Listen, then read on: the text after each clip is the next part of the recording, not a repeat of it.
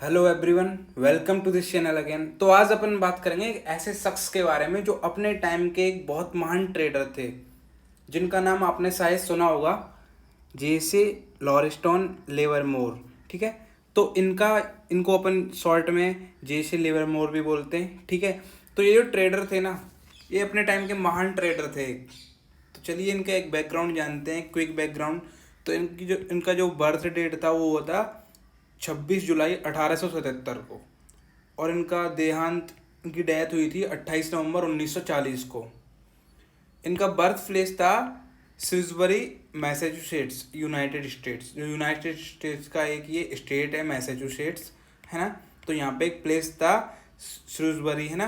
तो यहाँ पे इनका क्या हुआ था, बर्थ हुआ था। तो यहाँ पे एट द एज ऑफ 14 की एज पे इन्होंने स्कूल ड्रॉप आउट कर दिया था, क्योंकि इनके जो पिता थे उन्होंने बोला कि खेतों पे काम करो। तो इसलिए इन्होंने स्कूल ड्रॉप करना पड़ा इनको, और इनके पिता इनको वापस घर ले आए ये बोल के कि खेतों पे काम करना है तुम्हें। ठीक है, तो यहाँ पे मैंने जो ये बाद में यहाँ पे श्रूसबरी से एक्टन एक्टन एक मैसेच्यूसेट्स का ही प्लेस है वहाँ पे एक, तो वहाँ शिफ्ट हो गए थे। श्रूसबरी से एक्टन शिफ्ट हो गए थे अर्ली एज में, मतलब 14 ईयर ओल्ड थे ना ये तभी। उसके बाद क्या होता है, 1891 में जब ये 14 ईयर्स ओल्ड थे, ओनली 14 साल के थे, तो एक घर से भाग गए थे। जब 14 साल के थे ये, तो अपने घर से भाग गए थे अपनी माँ की मदद से, क्योंकि इनको काम करना पड़ता था खेतों में, तो ये काम करना नहीं चाहते थे, तो ये अपने घर से भाग गए थे। उसके बाद एक पेनी बेवर स्टॉक ब्रोकरेज करके एक कंपनी थी। ठीक है, जो स्टॉक्स के कोड्स प्रोवाइड करती थी, मतलब स्टॉक्स की टिप्स एंड ट्रिक्स देती थी।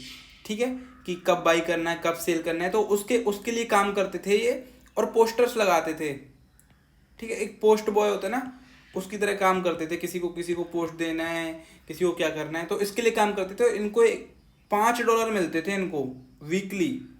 ये वीकली मिलते थे, $5 वीकली इनको मिलते थे इस कंपनी की तरफ से, इनकम सैलरी। ठीक है, तो मतलब सोचो अपने यहाँ इंडिया में 14 साल के बच्चे को घर में ऐसे एकदम वो ना डिपेंडेंट रहता है एक दूसरे पे। ये उस टाइम की बात है, ये उस टाइम इतना मॉडर्न नहीं थी चीज़ें कि बहुत ज़्यादा मॉडर्न हो सब कुछ, बहुत ज़्यादा टेक्नोलॉजी हो, है ना, बहुत ज़्यादा डाटा अवेलेबल हो। उस टाइम ये 14 साल की एज में घर से भाग गए थे 1892, जब 15 साल के थे ये।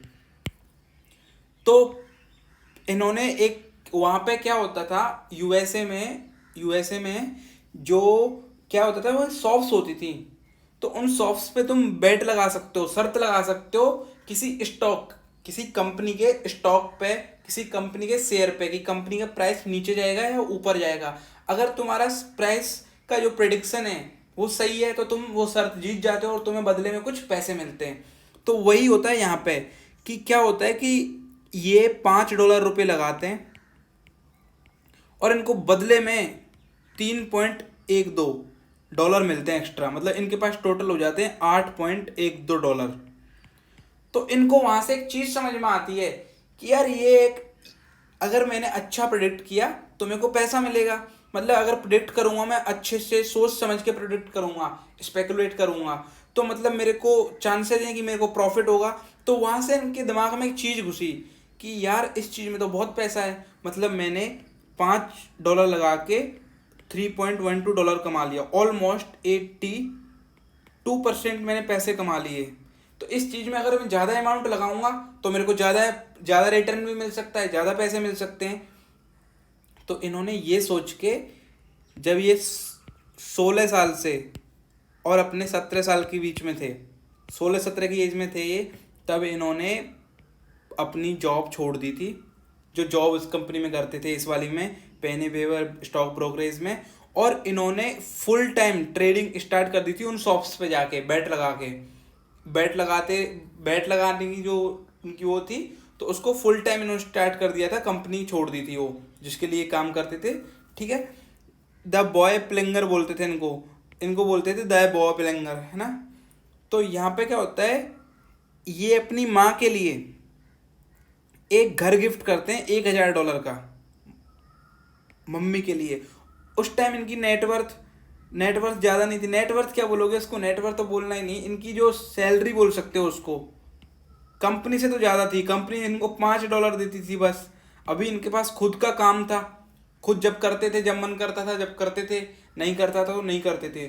और इनको ये उस बैट लगा के शॉप्स पे जाके, उनको बकेट शॉप्स बोलते थे, बकेट शॉप्स बोलते थे। वहाँ पे तुम मतलब किसी भी स्टॉक शेयर की या फिर कोई भी कॉमोडिटीज़ है, कॉमोडिटीज़ में जैसे प्रीशियस मेटल्स आते हैं, है ना, लोहे, एल्यूमिनियम, गोल्ड, इनकी प्राइस प्रेडिक्ट करके तुम बैट अगर जीत जाते हो तो तुम्हें पैसे मिलते थे। तो इन्होंने अपनी मॉम के लिए एक $1000 का घर गिफ्ट किया। इनकी मॉम पहले इनको बोलती थी कि तुम गैम्बलिंग करते हो, तुम गैम्बलिंग करते हो, तुम ये नहीं करते, ये करते हो। तो ये इसकी इनकी जो मॉम थी उनको इन्होंने समझाया कि ये गैम्बलिंग नहीं है, मैं स्पेकुलेट करता हूँ, मैं अनुमान लगाता हूँ कि प्राइस ऊपर जाएगी या नीचे जाएगी, उसके हिसाब से मैं काम करता हूँ, तुक्के नहीं मारता, अंधेरे में तीर नहीं मारता मैं। ठीक है। उसके बाद इन्होंने $200 पर वीक, इनकी 16-17 की एज में है ये। मतलब एक बंदा आज की डेट में अगर इसको उसको में कन्वर्ट करें इंडियन रुपीस में, तो करीब करीब डॉलर का आज जो प्राइस चल रहा है, मैं डेली देखता रहता हूँ इसलिए मेरे को याद रहता है, 79.37 है। तो मतलब 16,000 रुपये, ऑलमोस्ट 16,000 रुपये एक वीक में, और वो भी महज 16-17 साल की एज में। काफ़ी टफ काम था उस टाइम। तो देखो मतलब कितनी फार विजन लेके चल रहे थे और काम कर रहे थे अपने, जिसमें मन था ना वो देखो, जो वो करो जिसमें मन हो, सिंपल। इन 1895 और 97 द बॉय प्लेंगर के नाम से जाना जाता था इनको। तो क्या हुआ, ये 16-17 के थे इस टाइम तक। उसके बाद ये जब 18 से 20 वाली एज में आए, तो इन्होंने महज 3 साल में $1,000 से $10,000 कर दिए थे। सोच के देखो, $1,000 से आज की अगर डेट में देखा जाए तो 70,000 रुपये से, 80,000 रुपये से, 80,000 से इन्होंने उसका 10 गुना कर लो, 8 लाख कर दिए थे 3 साल में। 80,000 से 8 लाख, मतलब ऑलमोस्ट 1000% रिटर्न। ठीक है। उसके बाद क्या होता है कि 1898 और 1900, अब इनकी एज हो चुकी थी 21 से, और ये हो चुके थे 23 साल के बीच में। तो उस टाइम इन्होंने एक ये कंपनी नहीं थी। सीन क्या था कि यहाँ पे इनको जो बकेट शॉप्स थी जहाँ पे ये बैट लगाते थे, वहाँ पे कंसिस्टेंट प्रॉफिट हो रहा था, मतलब ये प्रॉफिटेबल हो रहे थे। तो जो बैट शॉप के जो ऑनर्स थे ना, जो भी थे, उन्होंने इन पे बैन लगाना स्टार्ट कर दिया। और धीरे धीरे इन पे पूरी जो सिटी थी ना बोस्टन, उसमें पूरी सिटी में बैन लगाना, जो बोस्टन सिटी थी उस पूरी सिटी में इन पर बैन लगा दिया गया, उन बकेट शॉप्स पर, इनके ऊपर, कि ये बार बार कंसिस्टेंट प्रॉफिट जीतते थे, इनकी बैट हमेशा सही होती थी मोस्ट ऑफ द टाइम, तो इनके ऊपर बैन लगा दिया गया। लेकिन एक शॉप थी जिसने इनके ऊपर बैन नहीं लगाया था, उसका नाम था हैट एंड फ्रीज, है ना। तो लेकिन इसकी एक वो थी खामी कि ये क्या करती थी, इसका जो स्प्रेड था ना आस्क एंड बिड प्राइस का। अब देखो आस्क एंड बिड प्राइस क्या होती है, जैसे अपन सब्जी मंडी में जाते हैं, अगर अपन सब्जी मंडी में अपनी सब्जी बेचने जाते हैं तो सब्जी मंडी वाले उस सब्जी को कम प्राइस पे खरीदना चाहते हैं। ठीक है, कम प्राइस पे खरीदना चाहते हैं तो उसको बोलते हैं बिड। और जो अगर अपन वहाँ से सब्जी खरीदना चाहते हैं तो वो अपन को ज़्यादा प्राइस पे देंगे, तो उसको बोलते हैं आस्क। तो आस्क और बिड के जो बीच का गैप रहता है ना, स्प्रेड बोलते हैं उसको। तो मतलब बैट, जैसे ऐसे ये बैट लगाते थे, जब बैट लगाते थे तो ये कंपनी को, मतलब जब खुद की बारी आती थी इनकी तब तो इनसे ज़्यादा चार्ज किया जाता था। ठीक है, और जब उनकी बारी आती थी तब इनसे कम उस पर लेते थे वो। तो मतलब जो स्प्रेड था वो क्योंकि अकेली शॉप थी ये, तो उसके पास कोई और ऑप्शन नहीं था, तो इसलिए इन्होंने इसके लिए स्प्रेड बढ़ा दी, आस्क बिड बढ़ा दी। ठीक है। अब यहाँ पे क्या होता है, 14 सितंबर 1900 ये न्यूयॉर्क भाग जाते हैं, न्यूयॉर्क। और न्यूयॉर्क में एक कंपनी होती है, ठीक है, उसके ये स्टॉक बाई कर लेते हैं, है ना, उसमें लॉन्ग पोजीशन ले लेते हैं, मतलब बाई करते हैं, है ना। और ये क्या होता है, इनको 5 दिन के अंदर $10,000 से $50,000 कर देते हैं। मतलब सोच के देखो, 8 लाख रुपए से आज के डेट में ये सीधा 40 लाख रुपए कर देते हैं 5 दिन में, 400% रिटर्न। उसके बाद क्या होता है, ये 1901 का टाइम रहता है जब ये क्या करते हैं, उस स्टॉक मतलब जो स्टॉक रहता है उसमें क्या है, फिर दोबारा से वो ले लेते हैं, पोजीशन ले लेते हैं। 400% लेवरेज लेके। लेवरेज क्या होता है, मान लो तुम्हारे पास ₹5 हैं और तुम स्टॉक मार्केट में ट्रेड कर रहे हो, तो जो स्टॉक ब्रोकर है ना, वो तुम्हें ₹5 तुम्हारे पास है, लेकिन तुम्हें ₹20 का माल प्रोवाइड करवा देता है। अब वो तुम्हारे ऊपर डिपेंड करता है तुम लेवरेज लेते हो या नहीं लेते। इट डिपेंड्स ऑन यू कि तुम्हें लेवरेज लेते हो या नहीं लेते। ठीक है, इन्होंने क्या किया था कि मार्केट में इस टाइम तो इन्होंने बाई किया था, 10,000 से $50,000 बनाए थे तब। लेकिन अगले टाइम इन्होंने प्रोडिक्ट किया था कि जो प्राइसेस हैं वो फॉल होने वाली हैं। मतलब इन्होंने वो किया था कि अब ऊपर बढ़ चुका है ये, इन्होंने बाई किया था। उनके बाद इनको लगा कि अब प्राइस नीचे जाने वाली है, लेकिन ये गलत साबित हुए और इनके जो $50,000 थे ना, वो जीरो हो गए। ठीक है, इस टाइम तक जीरो हो गए। उसके बाद इनका एक दोस्त था एड होटन, ठीक है, तो इनसे इन्होंने $2,000 उधार लिए थे और ये उधार लेके सेंट लुइस चले गए। ठीक है, सेंट लुइस चले गए। वहाँ से उतार चढ़ाव देखो जिंदगी में, कोई भी चीज़ है ना ओवरनाइट नहीं होती। ओवरनाइट सक्सेस है ना, ओवरनाइट ही रुकती है बस, दूसरे दिन तक देखने को नहीं मिलती। और जो लॉन्ग टर्म सक्सेस होती हैं वो देखने को मिलती हैं यार ज़्यादा देर तक। इन 1901 में इनको जैकपॉट लग गया था। देखो शेयर मार्केट में जैकपॉट नाम की कोई चीज़ नहीं होती, क्योंकि उसमें हर चीज़ तुम्हें दिमाग से ना पूरा कैलकुलेट किया होता है, सब कुछ पूरा एनालिसिस किया होता है तुम्हारा। तो तुम्हारा जो वर्थ इट होता है वो चीज़ें, प्रॉफिट तुम्हें, और रिस्क भी तुम्हारे हिसाब से। अगर तुम गलत जाते हो, तुम्हारा जो तुम प्रेडिक्ट करते हो उसके अकॉर्डिंग चीज़ें नहीं होती, तो रिस्क भी तुम्हारे हिसाब से होता है। तो प्रॉफिट रिस्क ये सब मार्केट के वो हैं एडवेंचर्स मेरे हिसाब से। ठीक है, तो 1901 में इन्होंने नॉर्थर्न पैसिफिक रेलवे इसको बॉट किया था। इसमें लॉन्ग मतलब शेयर्स बाई किए थे। तो $10,000 से इनको $5 लाख, मतलब सोच के देखो, 8 लाख आज के उसमें देखा जाए तो 8 लाख रुपए से, और ये सोचो कितने लाख रुपए हो जाएंगे, मतलब 4 करोड़ रुपए, ऑलमोस्ट 4 करोड़ रुपए। मतलब 8 लाख से इन्होंने 4 करोड़ रुपए बनाए। नॉर्थर्न पैसिफिक रेलवे एक वो है, ठीक है, जो रेलवे वगैरह ऑपरेट करती है यूएसए में। अब सीन क्या रहता है यहाँ पे, इनका ये रहता है। उसके बाद ये 1906 आता है।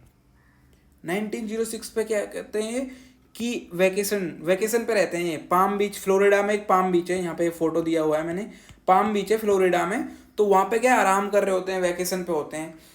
तो ये क्या होता है, यूनियन पैसिफिक रेल रोड, जो अमेरिका में जो भी रेल रोड्स हैं उनमें जो लोकोमोटिव ट्रेन्स वगैरह होती है ना, उनको जो ऑपरेट करता है उसकी एक कंपनी है, ये है ना, एंटिटी है यूनियन पैसिफिक रेल रोड। इसमें ये सॉर्ट कर देते हैं पोजीशन। अब देखो पोजीशन सॉर्ट, इसमें एक चीज़ समझो पहले कि पैसे कैसे कमते हैं शेयर मार्केटिंग में ट्रेडिंग से। तो देखो मान लो तुम्हें लग रहा है, अब स्टॉक मार्केट में कंपनीज होती हैं, स्टॉक मार्केट है, इसमें बहुत सारी कंपनीज होती हैं। अब मान लो कोई कंपनी ले ली तुमने, ABC कोई कंपनी है। अब तुम्हें लग रहा है आज इसकी प्राइस ऊपर जाने वाली है ना। मान लो इसकी प्राइस अभी चल रही है ₹100, और तुम्हें लग रहा है ये ₹100 से ₹120 होने वाली है। तुमने एनालिसिस किया है ऐसे ₹120 होने वाली है। तो तुम क्या करते हो, ₹100 पे खरीद लेते हो इसको। मार्केट में मिल जाते, तुम्हें खरीद सकते हो तुम्हें ना। ₹100 पे तुमने खरीदा और 120 पे मान ले तुम्हारा प्रेडिक्शन है और सही हो गई, 120 पे प्राइस चली गई है ना। तो 120 पे जैसे ही जाएगी तुम 120 पे बेच दोगे इसको। मतलब तुमने खरीदा कम पे, बेचा कितने पे, ज़्यादा पे। तो तुम्हारा प्रॉफिट कितना हो जाएगा, 120 - 100, 20 रुपये। तो मतलब तुम्हें एक शेयर पे, एक क्वांटिटी पे तुम्हें 20 रुपये का प्रॉफिट मिल रहा है। अगर 100 खरीदी तो 2000 रुपये का। अब मान लो प्राइस नीचे, अपन ऊपर जाती है प्राइस तब भी पैसा कमा सकते हैं ट्रेडिंग में, और नीचे जाती है प्राइस तब भी ट्रेडिंग में पैसा कमा सकते हैं। ऊपर जाने को जब बोलते हैं अपन लॉन्ग, कि मतलब मैं बाई कर रहा हूं। अब नीचे मान लो प्राइस नीचे जा रही है, मान लो प्राइस 100 है यहाँ पे, और तुम्हें लग रहा है कि प्राइस 80 होने वाली है। यहाँ पैसा कैसे कमाओगे? तो पहले तो इस चीज़ को बोलते हैं सेलिंग, सेलिंग या फिर शॉर्ट सेलिंग, शॉर्ट, है ना, शॉर्ट सेलिंग। तो इसमें क्या होता है, मान लो तुम 100 से 80 पे जाने वाली है, तो पहले तुम यहाँ पे 100 पे किसी को सेल कर देते हो। मान लो तुमने किसी को सेल कर दिया 100 रुपये पे। मान लो एक बंदा है एक्स, इसको तुमने 100 रुपये में सेल कर दिया, सेल, ठीक है, 100 रुपये में। और उसके बाद जब मार्केट की प्राइस कम हो गई, तो तुमने सेल तो 100 रुपये में किया है, लेकिन तुमने बाई कितने में कर लिया? 80 रुपये में। तो तुम्हें प्रॉफिट कितने की हो गया? फिर से 100 माइनस 80, 20 रुपये। मतलब मार्केट में चाहे मार्केट ऊपर जाए या नीचे जाए, जो शॉर्ट टर्म ट्रेडर्स होते हैं ना, वो पैसा कमा सकते हैं बोथ डायरेक्शन से, दोनों डायरेक्शन का वो लाभ उठा सकते हैं। तो ऐसे पैसा कमता है। तो अब यहाँ पे समझते हैं इस चीज को। तो इन्होंने क्या किया था, कहाँ थे अपन? यहाँ थे अपन, ठीक है, यहाँ पे। तो इन्होंने, ये वैकेशन पे थे पाम बीच पे, ठीक है, पाम बीच पे वैकेशन पे थे, और इन्होंने क्या किया, जो यूनियन पैसिफिक रेल रोड्स था उसके शेयर्स को शॉर्ट कर दिया। और क्या होता है कि सैन फ्रांसिस्को में ना अर्थक्वेक आता है 1906 में, एक है ना, अप्रैल में समथिंग। तो उस टाइम, उससे एक दिन पहले, अर्थक्वेक से एक दिन पहले इन्होंने सेल किया था, शॉर्ट किया था, है ना। और यहाँ पे क्या होता है ना, एक तगड़ी चीज़ होती है। देखो क्या होता है कि सेल किया इन्होंने, शॉर्ट किया। अब यहाँ पे भूकंप आ चुका है। अब भूकंप आ चुका है तो लोगों में तनाव की हो जाती है, और एक एक डर भय हो जाता है ना। तो उससे क्या है, वो सेल करते हैं, प्राइस नीचे आती है। तो इनसे, इसको शॉर्ट सेलिंग से इनको फायदा हुआ यहाँ पे। तो इनको करीब करीब $2,50,000 इतना फायदा हुआ। आज के ज़माने में अगर इसको कन्वर्ट करें तो 2 करोड़ रुपए फायदा हुआ था इनको इस चीज़ से 1906 में। उसके बाद इन्होंने क्या है, वो नीचे प्राइस नीचे गई थी उस स्टॉक की, यूनियन पैसिफिक रेल रोड की। उसके बाद इनको लगा कि ऊपर जाएगी, तो इन्होंने बाई कर लिया, लेकिन ये गलत थे उसमें, और इनको -$40,000 का लॉस हो गया। उसके बाद इनकी इतने पैसे इनके पास बचे, ठीक है। अब उसके बाद क्या होता है, उसके बाद आता है 1907। 1907 को बोलते हैं द पैनिक ऑफ 1907, है ना, द पैनिक ऑफ 1907, है ना, also known as the 1907 bankers panic. तो ये क्या है, एक इकोनॉमिक फाइनेंशियल क्राइसिस था। ये एक फाइनेंशियल क्राइसिस था, है ना, और उसमें 2-3 वीक का फाइनेंशियल क्राइसिस था, ठीक है। तो इसमें क्या था कि जो बैंकर्स पेन में आ गए थे, जो बैंकिंग से रिलेटेड स्टॉक्स थे वो सेल कर रहे होंगे वो, ठीक है। तो एक क्रैश हो गया था। तो जो डो जोन्स होता है ना, डो जोन्स, ये एक इंडेक्स है शेयर मार्केटिंग का, डो जोन्स, जिसका डो जोन्स इंडस्ट्रियल एवरेज करके, है ना। तो ये उस टाइम न्यूयॉर्क स्टॉक एक्सचेंज में ट्रेड होता था। क्योंकि वो न्यूयॉर्क में था, है ना। तो न्यूयॉर्क स्टॉक एक्सचेंज में ट्रेड होता था ये। तो ये एक दिन में, मतलब एक दिन में नहीं, ओवर द कुछ टाइम, ये यहाँ से लेके यहाँ तक फॉल हुआ 50% डायरेक्ट,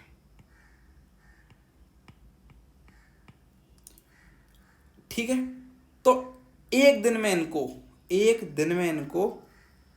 $1 मिलियन, 8 करोड़ रुपए, आज के हिसाब से देखा जाए 8 करोड़ रुपए का फायदा हुआ था एक दिन में। 8 करोड़ रुपए का 1907 में सबसे ज़्यादा प्रॉफिट इनको इस टाइम हुआ था, है ना। ये जो क्राइसिस था, फाइनेंशियल क्राइसिस, इसको निकरबोकर क्राइसिस भी बोलते हैं ना। और 3 वीक्स का पीरियड था इस क्राइसिस का, है ना। और न्यूयॉर्क स्टॉक एक्सचेंज जो DJIA, जिसको बोलते हैं डो जोन्स इंडस्ट्रियल एवरेज, तो ये फॉल हो गया था ऑलमोस्ट 50%। तो फिर इनके जो एक मित्र थे या फिर सलाहकार थे, एडवाइजर थे, जेपी मॉर्गन। और आपने एक कंपनी का नाम भी सुना होगा, जेपी मॉर्गन। तो जेपी मॉर्गन बेसिकली इनके नाम पे ही कंपनी का नाम रखा गया है। और जेपी मॉर्गन एक बहुत तगड़ी कंपनी है जो 2.4 ट्रिलियन डॉलर के एसेट्स है ना वो मैनेज करती है। ये एक फाइनेंशियल इंस्ट्रूमेंट्स है ना, जो भी फाइनेंशियल सर्विसेज प्रोवाइड करवाने वाली कंपनी है स्मॉल बिजनेसेस के लिए, अपन जैसे रिटेल उनके लिए, कंज्यूमर्स के लिए। ये एक फाइनेंशियल काफ़ी सारी सुविधाएं देने वाली कंपनी है। इसके बारे में अगर आपको ज़्यादा डिटेल में वीडियो चाहिए तो मेरे को कमेंट करना कि जेपी मॉर्गन जो है उनके ऊपर वीडियो बनाओ, कंपनी के ऊपर वीडियो बनाओ कि असल में है क्या ये।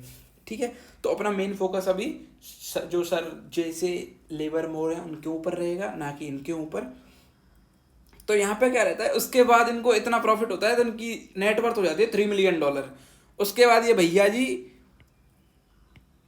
200,000 US डॉलर की एक याcht लेते हैं, इंजॉय करते हैं, एक कार लेते हैं, रेल कार, शानदार car, an apartment on the upper west side. तो अपर वेस्ट साइड कुछ नहीं है, न्यूयॉर्क में एक जगह है तो मैनहट्टन के पास। तो वहाँ पे एक अच्छा खासा अपार्टमेंट लेते हैं, ठीक है, एक जो सेंट्रल पार्क है ना उसका, न्यूयॉर्क में, उसके पास में। उसके बाद क्या होता है, 1908 आता है, ये कॉटन बाई कर लेते हैं और बैंकक्रप्ट हो जाते हैं। फर्स्ट टाइम बैंकक्रप्ट कब हुए थे, फर्स्ट टाइम बैंकक्रप्ट हुए थे यहाँ पे, यहाँ पे, यहाँ पे, जब इनके पास $50,000, इन्होंने 10,000 से बनाए जरूर थे लेकिन सारे गए और जीरो बचे थे। उसके बाद $2,000 इन्होंने, $2,000 इन्होंने उधार लिए थे। ठीक है, उसके बाद ये सेकेंड टाइम बैंकक्रप्ट हुए कॉटन बाई करके। इन्होंने कॉटन बाई किया और इनका प्रेडिक्शन गलत हुआ, इन्होंने बाई कर लिया और प्राइसेस बाई किया इन्होंने हायर प्राइस पे, मान लो $100 पे, और प्राइसेस चली गई 80, तो उनके पास इनको एग्जिट करना पड़ा, तो इनको लॉस हो गया। लेकिन बाद में इन्होंने ये लॉस रिकवर करने में सक्सेस हो गए, इन्होंने लॉस रिकवर कर लिया। उसके बाद आता है इन 1915। तो 1915 क्या था, देखो वर्ल्ड वॉर 1 स्टार्ट हुआ था 1914 में, है ना, और 1918 तक चला था, और 1915 इसके बीच में आता है कहीं पे। तो ये अगेन बैंकक्रप्ट हो गए थे 1915 पे। ठीक है, उसके बाद आता है the end of world war first, end of 1918। तो उस टाइम इन्होंने मार्केट में कुछ हलचल देख के अपने हिसाब से कुछ अनुमान लगाया होगा, है ना, और उसके हिसाब से इन्होंने ये कंक्लूजन पे आए कि इन्होंने कॉटन बाई कर लिया बहुत ज़्यादा। कॉर्नर्ड द मार्केट का मतलब है किसी एक पर्टिकुलर स्टॉक में, मान लो एक कंपनी है या फिर उसका शेयर है, उस कंपनी के शेयर में काफ़ी ज़्यादा हिस्सेदारी ले लो। या फिर मान लो कोई चीज़ है मार्केट में उपलब्ध है, मान लो टमाटर हैं तुम्हारे स्टेट में, जिस स्टेट में तुम रहते हो उसमें टमाटर है ना, और टमाटर बारिश हुई है, सड़ गए हैं, उसकी वजह से सप्लाई बहुत कम हो चुकी है, और उसकी तुम्हारे पास पैसा बहुत है, तो तुम क्या है बहुत सारे टमाटर एक जगह रख लेते हो इकट्ठे करके, सबसे बाई करके, और जब जब डिमांड होती है तो बेचते हो उसको। तो हायर प्राइस पे भी बिकेंगे कि नहीं बिकेंगे, बिकेंगे। तो वैसे ही इन्होंने किया कि इन्होंने कॉटन था, क्योंकि वर्ल्ड वॉर खत्म हो चुका था 1। अब लोगों को क्या चाहिए, एक शांति वाली जिंदगी, क्योंकि वर्ल्ड वॉर वगैरह सब खत्म हो चुका है। ठीक है, तो डिमांड चीज़ों की, क्योंकि इतना ज़्यादा डिस्ट्रक्शन हुआ था उसमें, इतनी ज़्यादा चीज़ें डिस्ट्रॉय हुई थी, तो उनको दोबारा से बनाने के लिए चीज़ें तो चाहिए ना, कच्चा माल, रॉ मटेरियल। तो इन्होंने कुछ स्पेकुलेट किया होगा, तो उसके हिसाब से इन्होंने कॉटन बाई कर लिया। लेकिन उसके बाद जो एक यूएस की एक एजेंसी है या फिर डिपार्टमेंट ऑफ एग्रीकल्चर है, United state secretary of agriculture, जो उसका सेक्रेटरी था एग्रीकल्चर डिपार्टमेंट का, ये रहा United state department of agriculture, है ना। तो इनके जो सेक्रेटरी थे उन्होंने सीधा जो प्रेसिडेंट थे यहाँ के, ये वाले वुडरो विल्सन, ठीक है, तो वुडरो विल्सन जो प्रेसिडेंट थे, इन्होंने इनको बोला मीटिंग के लिए कि इनको बुलाओ वाइट हाउस। किसको, जो लेबर मोर थे उनको, जैसे लेबर मोर उनको, ठीक है, तो इन्होंने वाइट हाउस बुलाया और इनको बोला कि तुमने ये क्यों बाई किया। ठीक है, तो इन्होंने ऐसा बोला, तो उनको बोला कि तुम वापस ये सब कुछ सेल करो, जिनसे तुमने लिया उन सबको दो। तो इन्होंने जितने प्राइस पे जिनसे लिया, जिससे लिया था उसको उतने ही प्राइस पे वापस सेल कर दिया। ठीक है, उतने ही प्राइस पे, ब्रेक इवन, मतलब ना प्रॉफिट था ना लॉस था। तो इनसे जब प्रेसिडेंट ने पूछा था ना कि why he had cornered the market, मतलब कि उसने इतना सारा कॉटन क्यों खरीदा, तो उसने एक शानदार जवाब दिया था जिसने मेरे को काफ़ी अच्छा लगा ये, कि to see if I could mister president, तो ये देखने के लिए कि क्या मैं सच में खरीद सकता हूँ, क्या इतनी एबिलिटी है मेरे में, अभी इतनी कैपेसिटी है मेरी कि मैं अब खरीद सकता हूँ। तो ये देखने के लिए बस मैंने ख़रीदा था। तो काफ़ी इम्प्रेसिव चीज़ लगी मेरे को ये। ठीक है, उसके बाद 1924 और 1925 ये एक मार्केट के मैनिपुलेटिंग में इंगेज हो जाते हैं। मैनिपुलेटिंग बेसिकली ये मतलब होता है कि मान लो तुमने एक कंपनी है ABC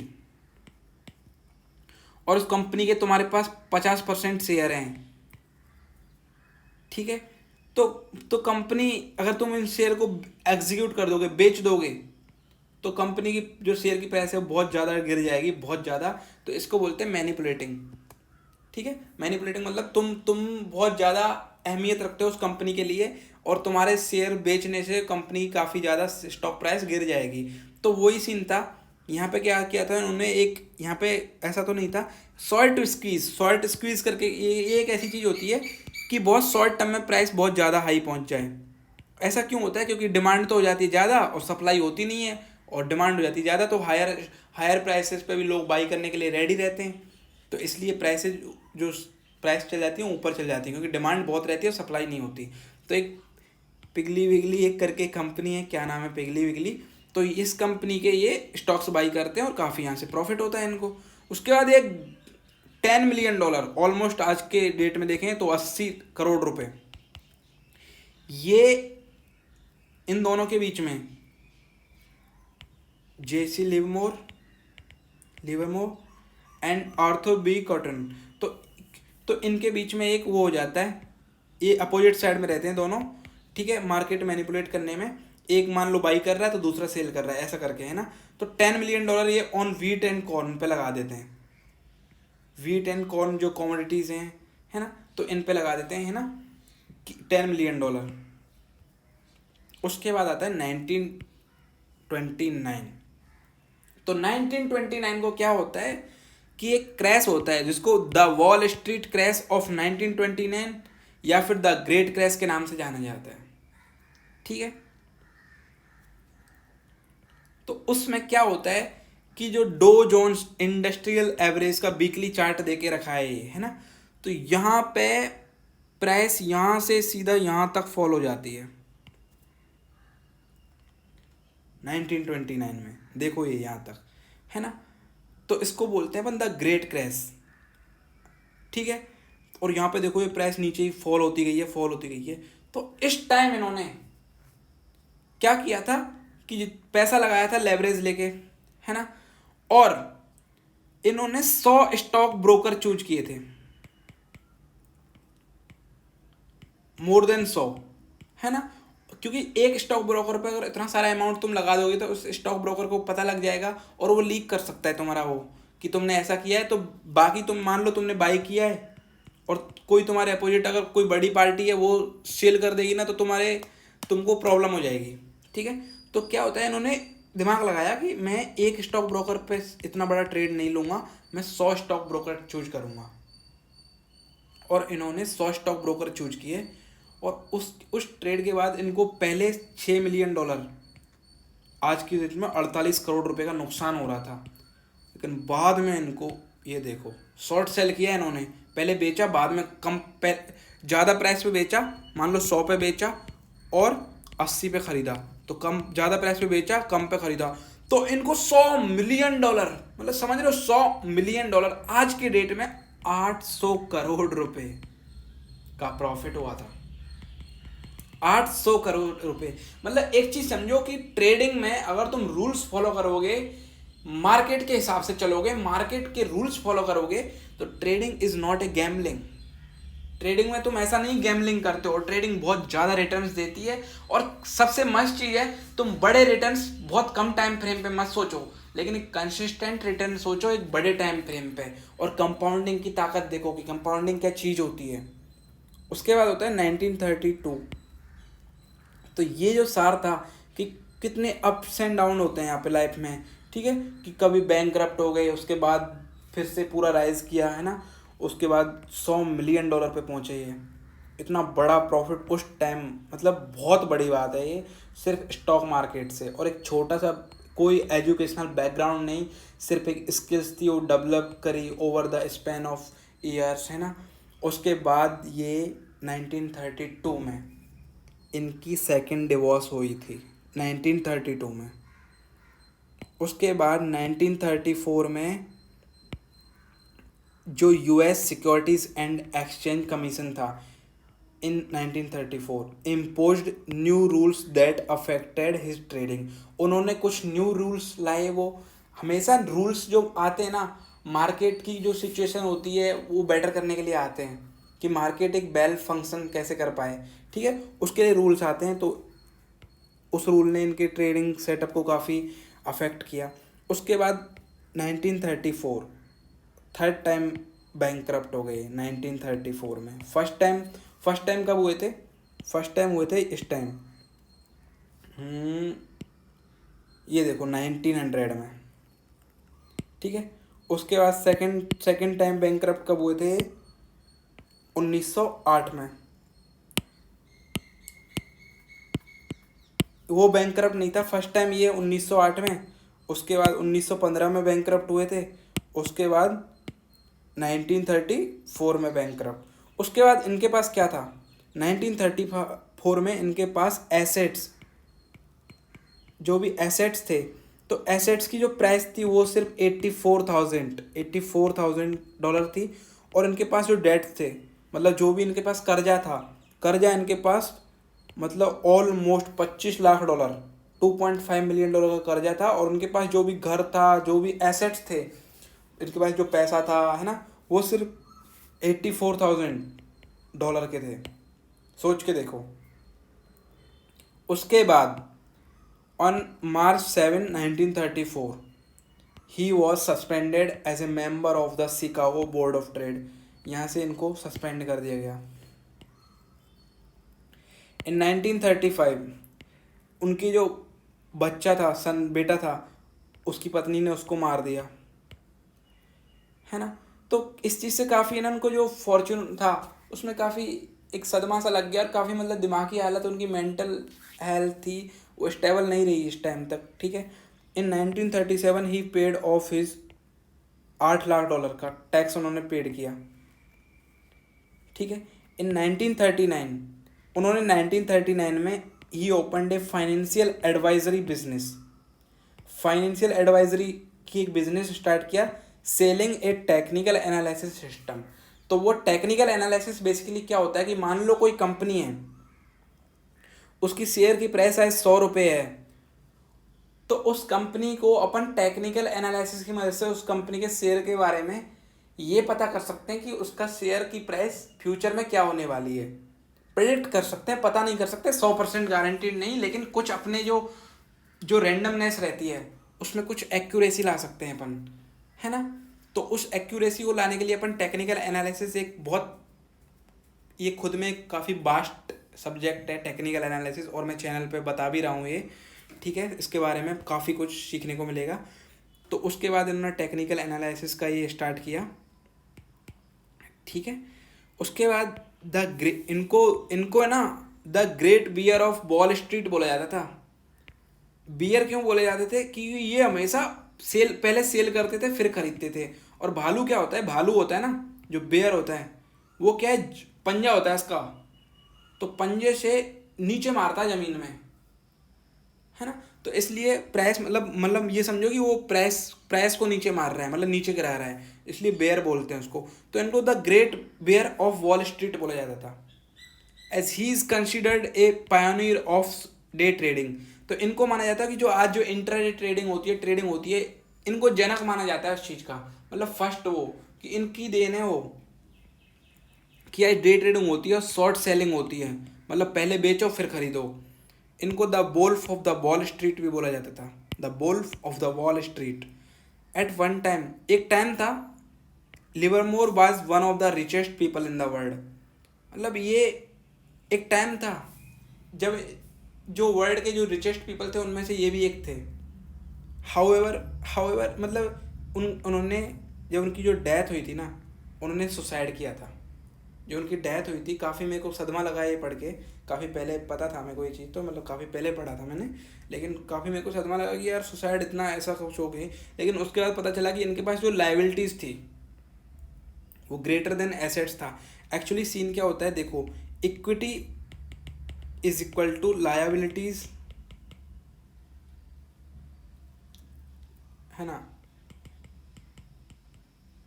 इसको एसेट में से लाइबिलिटीज़ को, एसेट्स में से लाइबिलिटीज़ माइनस कर दो तो इक्विटी आ जाती है ना, या फिर एसेट्स होता है equity plus liabilities. The greatest trader, कुछ लोग बोलते हैं कि ये जो ट्रेडर थे ये ग्रेटेस्ट ट्रेडर थे, लेजेंडरी ट्रेडर थे ऑफ ऑल टाइम। देखो यार एक चीज़ होती है, कभी भी है ना फेलियर मिले ना तो ये नहीं समझने का कि सक्सेस नहीं मिलेगी। फेलियर अगर मिलती है ना तो एक चीज़ उससे तय हो जाती है कि जितने तरीके तुमने फेल होने के ढूंढे ना, तो उनसे एक चीज़ तय हो जाती है कि यार इनसे तो मैं फेल होने वाला हूँ। ठीक है, तो तुम उन चीज़ों को तो छोड़ दो, और जिनसे जो चीज़ें तुम्हें फेल कर रही हैं, बार बार फेल कर रही हैं, तो उन चीज़ों से दूर हटो। मेरा मतलब ये नहीं है कि कोई गोल है तुम्हारा, उसको पाना है, उसके लिए तुम प्रयास कर रहे हो और तुम्हें फेलियर हाथ लग रही है तो उस गोल को छोड़ दो। मेरा मतलब है उन फेलियर्स में जो रिजल्ट है उनसे सीखो, लेसन से, कि उनमें मैं क्या गलती कर रहा हूँ, उनसे सुधारो उनको। तो एक फेवरेट कोट्स है, मैं लास्ट में बताऊंगा, शानदार कोट्स है, मज़ा आ जाएगा सुन के, है ना।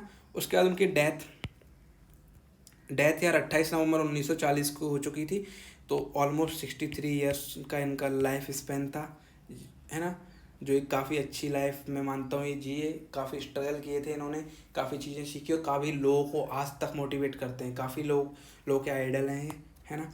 उसके बाद इन्होंने सुसाइड नोट था, जो इनकी जो पत्नी थी, वाइफ थी नीना, जिनको इन्होंने निकनेम दिया था, उनके लिए लिखा था कि can't help it, things have been bad with me, I am tired of fighting, can't carry on any longer, this is only way out, I am unworthy of your love, I am a failure, I am truly sorry, but this is the only way out for me, love Lori। तो scene क्या होता है ना, देखो ऐसी situation होती है, काफ़ी एक इमोशनल सा सुसाइड नोट था। तो देखो ज़िंदगी में कभी भी ना ऐसा लगे ना कि तुम्हें हेल्प चाहिए, तो तुम्हारे पास कोई रीज़न नहीं होना चाहिए हेल्प ना मांगने का, मांग लो बस सीधा, ठीक है। किसी से भी चाहिए तो, क्योंकि ऐसा नहीं सोचना चाहिए कोई भी चीज़ हो, तुम कभी डिप्रेशन हो, कोई भी चीज़ हो ज़िंदगी में, कभी डिप्रेशन में जाओ, है ना, कुछ भी हो, मांग लो यार हेल्प। बाद में ऐसा नहीं है कि तुम ज़िंदगी भर हेल्प सीख करते रहोगे, तुम भी किसी को हेल्प करोगे, ठीक है। और इनके जो कुछ कोट्स थे, इनकी जो थॉट प्रोसेस के हिसाब से जो कोट्स थे वो ये हैं, it took me 5 years to learn to play the game intelligently enough to make big money when I was right.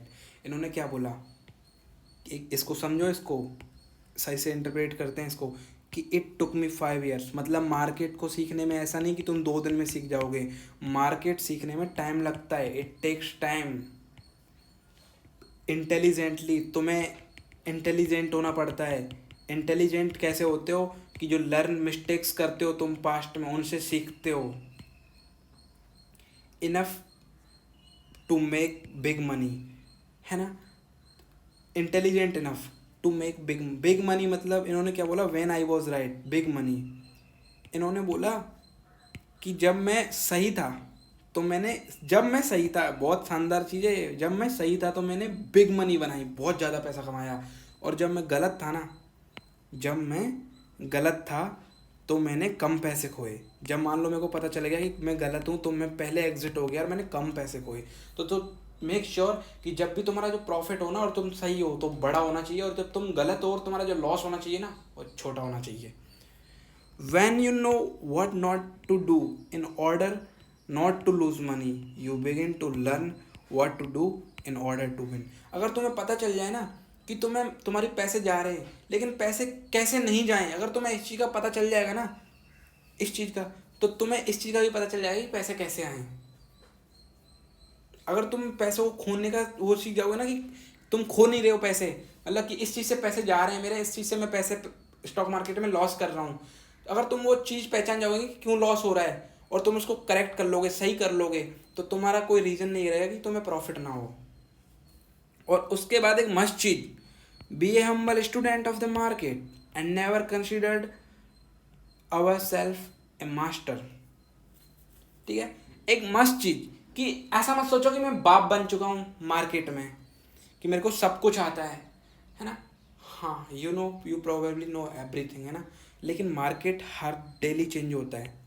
जो 1930 में मार्केट था ना, मान लो इंडियन हिस्ट्री में ले लो, मान लो मेरे को नहीं पता कब चालू हुआ था, क्योंकि हिस्ट्री से ज़्यादा मेरे को ये इंटरेस्टेड नहीं है कि वाई हाउ व्हेन, मेरे को इंटरेस्टेड है हाउ एंड वाई। ठीक है, तो मान लो तुम्हारा जो मार्केट है ना, पहले जो 1930 में मार्केट था अमेरिकन मार्केट, वो 2022 में आज ऐसा नहीं है। तो मार्केट हमेशा चेंज होता रहता है, और मार्केट के हिसाब से तुम्हें भी फ्लेक्सिबल होना पड़ता है। मार्केट नई नई चीज़ें सिखाता है, जो पुरानी चीज़ें होती हैं वो भूलनी भी पड़ती हैं, क्योंकि वो नए मार्केट में काम नहीं आती।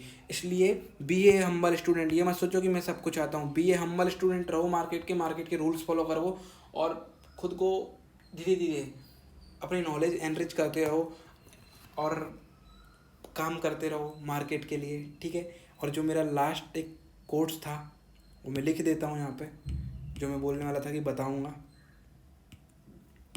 वो ये है कि a mistake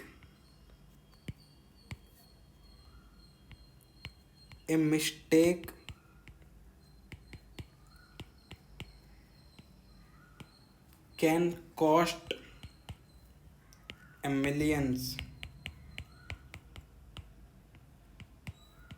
but the lesson learned from it can bring back,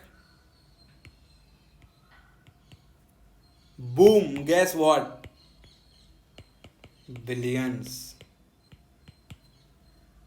तो आज की स्टोरी आई होप कि अच्छी लगी होगी, एंड अच्छी लगी हो ना तो मेक श्योर कि लाइक तो ठोक दो, चैनल सब्सक्राइब करो, शेयर करो, कमेंट करो, जो भी है। और नेक्स्ट मेरे को बताओ किसके ऊपर बनाऊँ। और फर्स्ट मेरी ऐसी इस टाइप की काइंड ऑफ वीडियो है, तो मे भी कुछ ग्राफिक्स थोड़े अच्छे ना लगे हों, अच्छे लगे हों, बट मैं ग्राफिक डिज़ाइनर नहीं हूँ। ठीक है, मेरी भी अपनी अपनी वो हैं। ठीक है, तो मिलते हैं अपन एक नेक्स्ट वीडियो में, एक शानदार वीडियो में। मैं डेली प्रोजेक्शन वीडियो डालता हूँ, है ना, अच्छी अच्छी टेक्निक्स हैं उनमें, ट्रेडिंग स्ट्रेटजीज हैं। ठीक है, तो यहाँ पे मेक श्योर लाइक करो, चैनल सब्सक्राइब करो, और मिलते हैं नेक्स्ट वीडियो में। और जो भी चीज़ें अच्छी लगी हो कमेंट में पिन डाउन करो और बताओ यार, क्योंकि देखो मोटिवेशन मिलता है मेरे को, कमेंट्स आती हैं, लाइक आता है तो। एंड अपन मिलते हैं नेक्स्ट वीडियो में, तब तक के लिए bye bye, see you, bye.